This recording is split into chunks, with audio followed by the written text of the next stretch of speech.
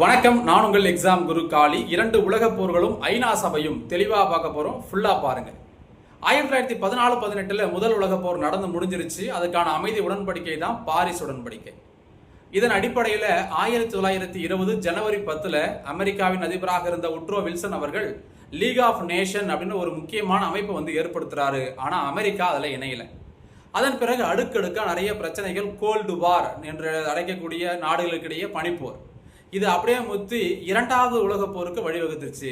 1939 45 வரைக்கும் 2வது உலகப் போர் இது நடந்து முடிஞ்சது. இதுக்கு அப்புறம் தான் பாத்தீங்கன்னா இந்த லீக் ஆஃப் நேஷன் ஒரு அமைப்பு இருந்தது இல்ல, அதனுடைய பெயரை யுனைடெட் நேஷன்ஸ் ஆர்கனைசேஷன், ஐநா சபை அப்படின்னு பேரை மாத்துறாங்க.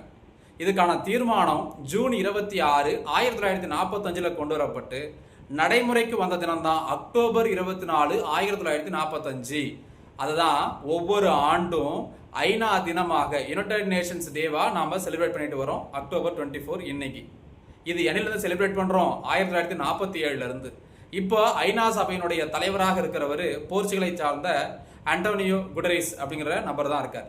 இந்த ஐநா சபையினுடைய நோக்கம் என்னன்னா, உலக நாடுகளிடையே அமைதியை மேம்படுத்துறது, பாதுகாப்பை மேம்படுத்துறது, ஒரு நட்புறவாக இருக்கிறது. இதெல்லாம் தான் இதனுடைய நோக்கமாக அமைகிறது. நன்றி.